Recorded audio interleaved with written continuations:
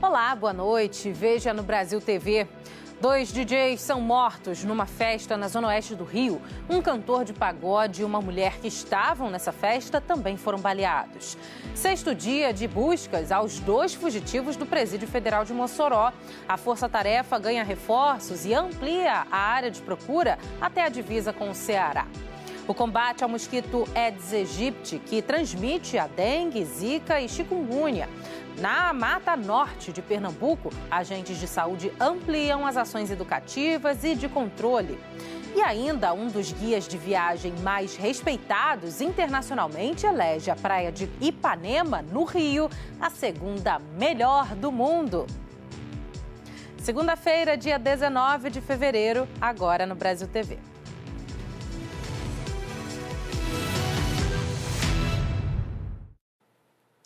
A guerra entre traficantes no Rio provocou a morte de 2 DJs numa festa numa comunidade do Catiri, que fica na zona oeste aqui da capital. Um cantor de pagode e uma mulher que estavam nessa festa também foram baleados. Segundo os moradores, houve um tiroteio entre traficantes de facções inimigas. Foi um ataque coordenado a 2 áreas rivais na zona oeste do Rio. Traficantes da Vila Kennedy, dominada pelo Comando Vermelho, tentaram invadir as comunidades do Catiri e da Vila Aliança, comandadas pelo 3º Comando Puro. No Catiri, testemunhas contaram que os criminosos entraram pela área de mata e abriram fogo numa festa que acontecia no sítio. 4 pessoas foram baleadas. Jefferson Caíque de Oliveira, de 30 anos, cantor do grupo de pagode que tocava na festa. Jéssica Monteiro da Silva, de 25 anos, e 2 DJs que também se apresentavam no evento. Lohan Oliveira dos Santos, de 34 anos, e Alex Matos Adriano, de 28. A polícia encontrou uma granada no sítio. A gente tinha acabado de se apresentar, estava guardando as coisas para poder ir para casa. Eles só saíram atirando, onde existia crianças, trabalhadores, moradores. Os 4 baleados foram trazidos aqui para o Hospital Albert Schweitzer, em Realengo. Jéssica já recebeu alta. Jefferson permanece internado, mas segundo a Secretaria de Saúde, ele não corre risco de morte. Já Alex e Lohan não resistiram aos ferimentos. Parentes de Alex estiveram hoje de manhã no hospital. Dona Janira estava inconsolável. Perdeu o filho no dia do aniversário. Na Vila Aliança também teve tiroteio, sem feridos. Segundo a polícia, a ordem para os ataques partiu do traficante Edgar Alves de Andrade, apontado como chefe do Comando Vermelho e que está foragido do sistema penitenciário. Nos últimos 6 dias, policiais federais, rodoviários federais e também a PM do Rio Grande do Norte e outras forças de segurança fazem uma caçada pelos 2 criminosos que fugiram da penitenciária federal de Mossoró. No fim de semana, moradores viram os fugitivos. Agora a área de buscas foi ampliada e mais policiais integram essa grande operação. Oi, Marcele. No 6º dia de buscas pelos foragidos do Presídio Federal de Mossoró, o número de policiais envolvidos subiu para 500. As buscas pelos criminosos extrapolaram o raio inicial de 15 quilômetros no entorno do presídio e se concentram agora na comunidade de Juremal, em Baraúna, cidade vizinha a Mossoró. Perto da divisa com o Ceará, os policiais abordaram carros, motos, caminhões e até ônibus escolares. Os policiais também contam com a ajuda de cães farejadores e helicópteros. O ministro da Justiça, Ricardo Lewandowski, esteve neste fim de semana aqui em Mossoró para acompanhar de perto os trabalhos de busca e investigação. O ministro disse que as condições no meio da mata e até a chuva dificultam a procura, porque podem apagar rastros deixados pelos fugitivos, Deibson Nascimento e Rogério Mendonça. O ministro disse que não há prazo para que a procura termine. Marcele, é com você. E teve mais uma fuga de presos hoje de manhã. 17 detentos fugiram de uma penitenciária estadual na cidade de Bom Jesus, no Piauí, a 600 quilômetros de Teresina. É uma cadeia de regime fechado. A Secretaria de Justiça do Piauí disse que está apurando ainda as circunstâncias dessa fuga. O motorista de um ônibus morreu e 19 passageiros ficaram feridos em um acidente hoje de manhã em Caeté, Minas Gerais. Oi, Marcelo. O acidente foi por volta de 5h30 da manhã na MG 435, que é o principal acesso para Caeté. Segundo a Polícia Militar, a carreta estava em uma descida, numa curva, quando bateu de frente em um ônibus metropolitano. 19 passageiros ficaram feridos. Eles foram atendidos no local por equipes dos bombeiros e do SAMU e em seguida foram levados para a Santa Casa de Caeté. O motorista da carreta fez o teste do bafômetro e a polícia confirmou que ele não ingeriu bebida alcoólica. Já o motorista do ônibus, o Tiago Ferreira Pereira, de 41 anos, chegou a ser levado para o hospital, mas não resistiu aos ferimentos. Segundo a família, hoje era o dia de folga dele e ele acabou indo trabalhar. A perícia foi feita no local, mas as causas do acidente ainda estão sendo investigadas. A Defesa Civil instalou placas de sinalizações de risco no quilômetro 2 do ramal Maravilha, em Porto Velho. No trecho, há risco de desmoronamento por conta do período chuvoso. O Arnaldo é líder comunitário e um dos moradores mais antigos do ramal Maravilha e conhece bem a realidade desse trecho, que há muitos anos enfrenta a mesma dificuldade no período de chuva. O trecho já chegou a ser interditado em 2017, com risco de desbarrancamento. Agora, pode deixar os moradores da região sem acesso à estrada. A dificuldade é muito grande, né? Ainda mais se nós perder a estradinha, porque já está bem próximo, acredito que já está comendo a estrada mesmo, né? E se nós perder, ela vai ficar, acho que mais de 300, 400 famílias isoladas, né? Tem o acesso por trás, mas só um pouco da comunidade que pode andar por lá. Os daqui já fica isolado lá, mais de 12 quilômetros abaixo também fica isolado. Nós vamos ficar numa ilha sem saída, né? A dificuldade está grande, os carros quebram tudo, para os meninos saírem, o ônibus não passa aqui nessa área. A erosão, que vem acontecendo gradualmente ao longo dos anos no Rio Madeira, agora apresenta alguns riscos à população que mora no trecho. De acordo com o gerente de operações da Defesa Civil Municipal, os órgãos responsáveis pelas obras no local já receberam o laudo. Com a parte de engenharia técnica, né, nossa da Defesa Civil, já fez o laudo, já encaminhou para a Semagric, já encaminhou para a Semusb, para que possa tomar providência, né, para que essas famílias que moram aqui nesse ramal, que precisam dessa estrada, não fiquem sem acesso. Porque se eles ficarem sem acesso, eles vão ter acesso só pela 319 no quilômetro 5, tá? Então são hoje 400 famílias que moram aqui nessa região. Logo na entrada do ramal, já é possível ver uma placa com aviso de cuidado. E de acordo com a Defesa Civil, nesse trecho é necessário uma obra de contenção para evitar o desbarrancamento. Enquanto a solução definitiva não chega, medidas paliativas de segurança foram tomadas para evitar acidentes no local.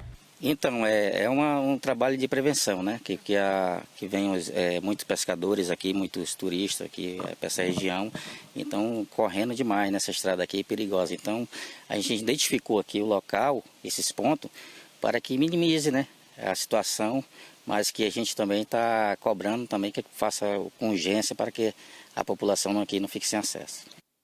Em Fortaleza, uma chuva forte provocou o desabamento de uma casa na periferia da cidade.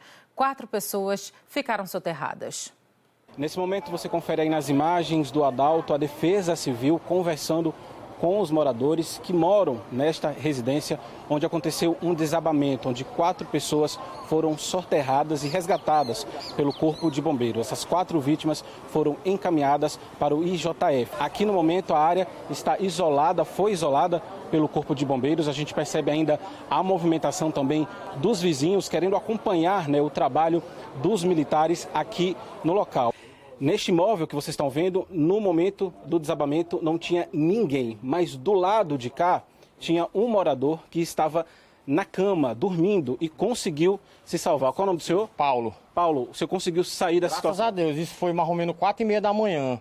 Estava chovendo muito forte, deu um trovão. Quando 5 minutos depois que o trovão aconteceu, desceu tudo. Graças a Deus que eu estou vivo, livrei minha vida, só bem materiais, mas tá aí, o que vocês estão vendo aí, ó. Tudo abaixo. Você estava sozinho? Tava sozinho. Tava eu nesse quarto, o rapaz aqui nesse outro e o outro rapaz no outro. Só esses 3 ocupados. E sobre o resgate das 4 vítimas, eu converso aqui com o Tenente Coronel Gledson. Coronel, vocês chegaram por volta das 5h30 da manhã, conseguiram resgatar essas vítimas e elas foram encaminhadas para a unidade de saúde. Qual foi o cenário que vocês encontraram assim que chegaram? A estrutura totalmente colapsada, né? Eram 2 kitnets que foram abaixo. Possivelmente uma conduziu a outra, elas eram conjugadas, onde existiam 2 casais, né? 2 homens e 2 mulheres, 3 foram de imediato removidos dessas estruturas colapsadas, entregues ao SAMU.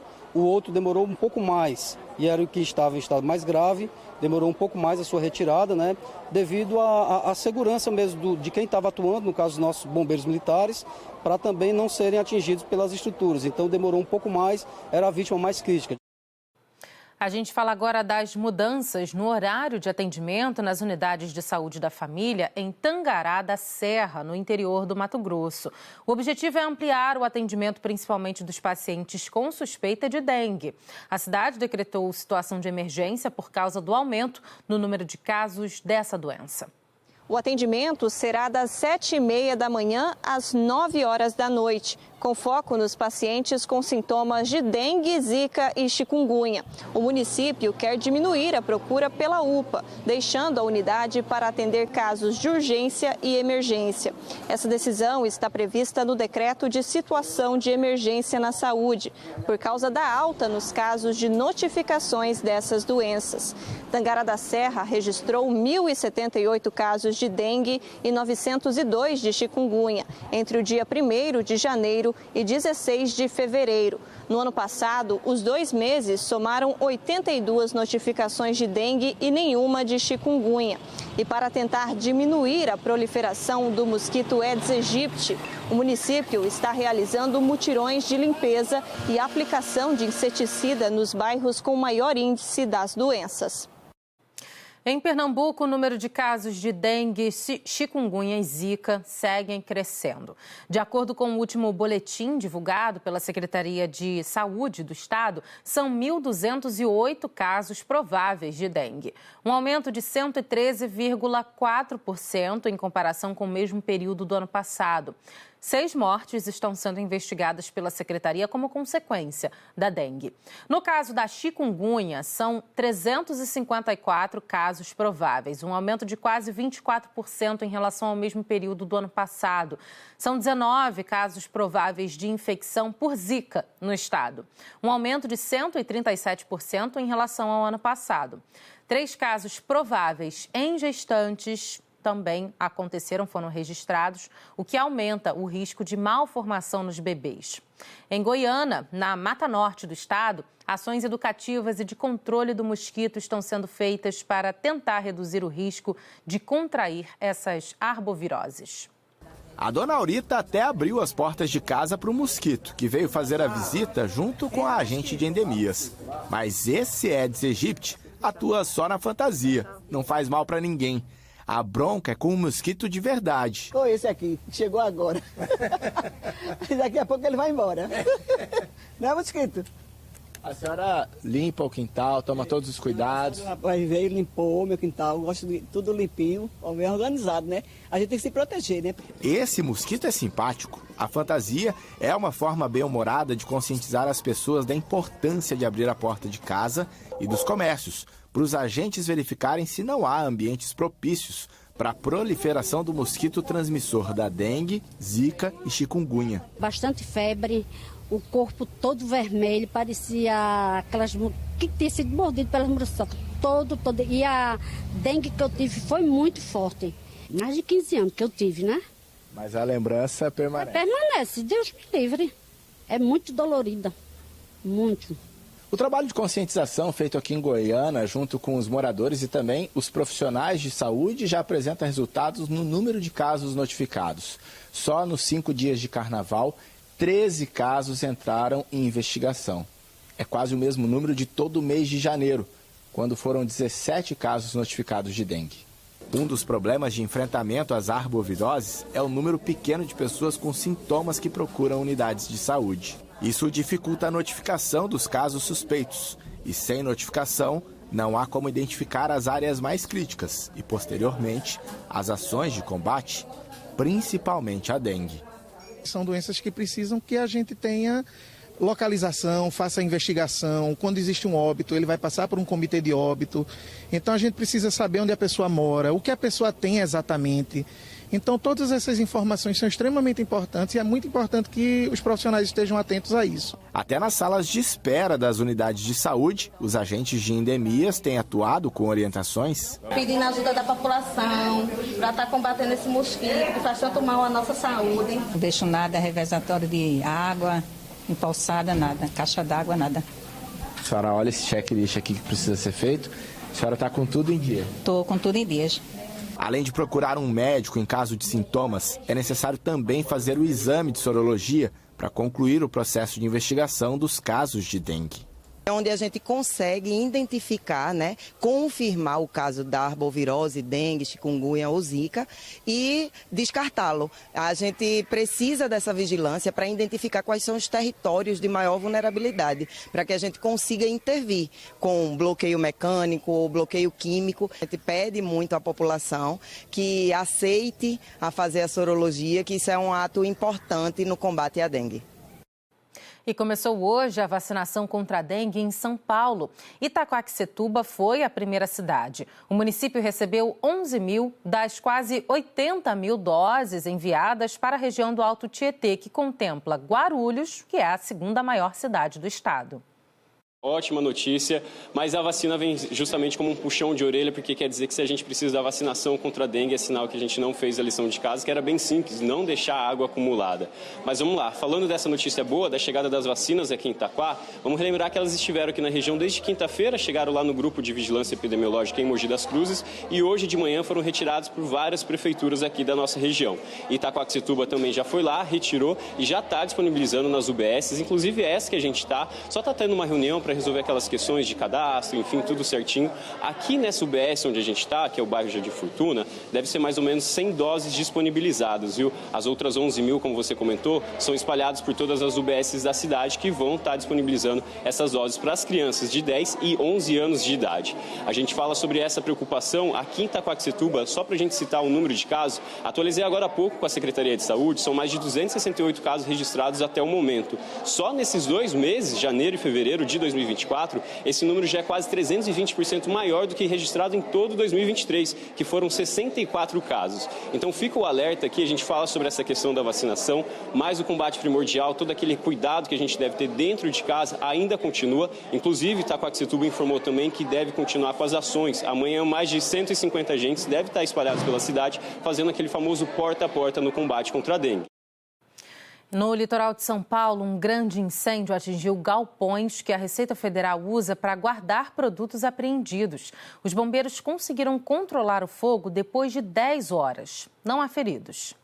Os bombeiros foram acionados à 1 da madrugada desta segunda-feira para conter o incêndio aqui no galpão no centro de Santos. Esse galpão é um armazém onde a Receita Federal guardava produtos que foram apreendidos e que seriam colocados em leilão. São equipamentos como cabos, câmeras, fones, adaptadores, controles para videogames, patinete elétrico, celulares, perfumes. Os bombeiros tiveram que mobilizar pelo menos 10 caminhões para conter o fogo no galpão que fica no centro de Santos, bem próximo ao Cais Santista. Ninguém ficou ferido, mas segundo o comando dos bombeiros, há risco de desabamento da estrutura. Por enquanto, o principal é conter esse incêndio para evitar que as chamas se alastrem, para depois fazer uma análise mais minuciosa da Defesa Civil aqui da cidade de Santos para saber se alguns imóveis ao lado foram atingidos, qual a necessidade de manter a interdição aqui das vias próximas. Na parte da tarde ainda havia uma fumaça escura e densa. Apesar dessa fumaça mais escura, os bombeiros disseram que o fogo chegou a ser controlado. Nina Barbosa para Brasil TV. A seguir, a expectativa do comércio com as vendas de ovos de Páscoa. Não saia daí.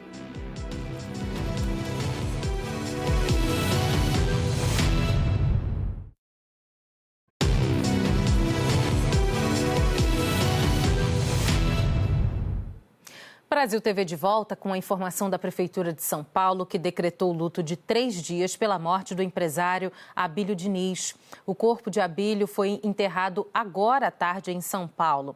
Ele tinha 87 anos e morreu ontem de insuficiência respiratória por causa de uma pneumonia.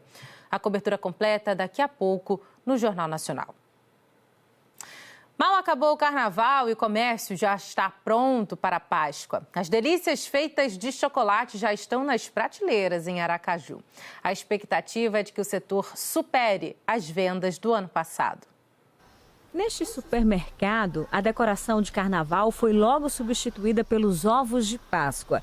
Essa é só uma parte do estoque que foi comprado pela loja. Nas próximas semanas, todo o corredor deve ser tomado pelos ovos de chocolate. E esse ano nós compramos mais ovos, chegou mais cedo, porque o carnaval também foi mais cedo esse ano. E estamos com as lojas todas com a parreira bem abastecida. Os preços estão atraentes, não teve muito aumento referente ao ano passado. Além da maior quantidade, o supermercado também investiu na variedade para atender todos os públicos. Tem ovos infantis, de menores tamanhos e os maiores. Os ovos foram expostos de forma estratégica na entrada da loja. Por enquanto, esse é um setor que não está sendo muito procurado, mas o esperado é que isso mude. No início o cliente fica só observando, né? Mas no correr do período o cliente já vai se engraçando, vai comprando, e o forte mesmo é na reta final, na última semana, que realmente as coisas acontecem.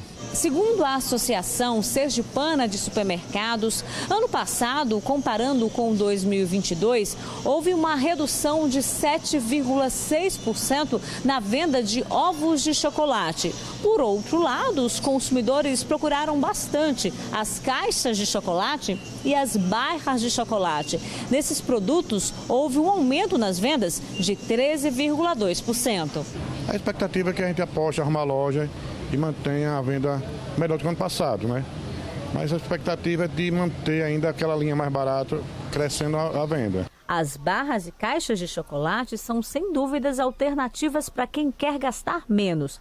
A expectativa este ano é de uma Páscoa com preços mais altos e os ovos de chocolate devem pesar mais no bolso dos consumidores. No final do ano passado, houve um aumento considerável, né, do preço do grão do cacau no mercado internacional. Então, a expectativa é que esse preço aumente. E também tem outros fatores que influenciam isso, né? O outro fator é a questão da concentração do mercado, o poder de mercado das empresas produtoras, que está cada vez mais concentrado, e a sazonalidade. E nós temos a segunda melhor praia do mundo. É o que diz uma publicação especial de uma conceituada editora de guias de viagem. Ela é carioca da Zona Sul e já foi cantada em prosa e verso, a praia de Ipanema. Se por acaso você não conhece, ou mesmo esqueceu de como é Ipanema, não custa relembrar? A coisa boa tá aqui, ó. Praia, mar, sol. Qual é o astral aqui? É altíssimo. Este interessante pedaço de areia e mar, com 2 quilômetros de extensão, que vai do Arpoador ao Jardim de Alá, na zona sul do Rio, foi recentemente eleito a segunda melhor praia do mundo, numa edição especial de uma publicação chamada Lonely Planet. A publicação, que é considerada um dos melhores guias internacionais de turismo e viagem, diz que enviou correspondentes para todos os lugares do planeta, inclusive paraísos remotos e distantes, para elaborar uma lista com as 100 melhores praias do mundo todo. Foi nessa eleição que a praia de Ipanema conquistou o 2º lugar. Todo dia é diferente, todo dia é encantador. Todo dia uma visão aqui é diferente. Muito lindo, eu estou apaixonado por Ipanema. O livro diz que a praia de Ipanema é um grande ponto de encontro onde diferentes grupos se dividem e se misturam. O posto 7, por exemplo, citado no livro, é o ponto dos surfistas. A galera chega e quer vir direto para Ipanema, a melhor praia da Zona Sul, Ipanema, surf. A Rua Farm de Amoedo é o lugar da comunidade LGBTQIAP+. Eu me sinto respeitado aqui nessa praia, eu faço parte, né, do público, então eu gosto muito daqui por causa disso. O posto 9 é o mais descolado. Muito gringo e carioca mesmo. Graças a Deus aqui é bem tranquilo, cara. Bem tranquilo, bem policiado. De acordo com a publicação, Ipanema só perde para uma praia chamada The Pass, na Austrália. O que, na opinião de alguns cariocas, é uma tremenda injustiça. A Austrália tá cheia de tubarão, não tem como não. Ipanema é a primeira, disparado. E tubarão? Não existe, tubarão só nós mesmo. A publicação cita ainda a praticidade do metrô, a beleza do pôr do sol e menciona, claro, a moradora mais conhecida do bairro, a famosa Garota de Ipanema, imortalizada na canção de Vinícius e Tom. Será que ela tá por aqui hoje? Eu sou a Garota de Ipanema. Diretamente de onde? De Belo Horizonte. O Brasil TV fica por aqui. Outras notícias logo mais no Jornal Nacional, às 20h30 da noite, hora de Brasília. Uma ótima noite para você. Até amanhã.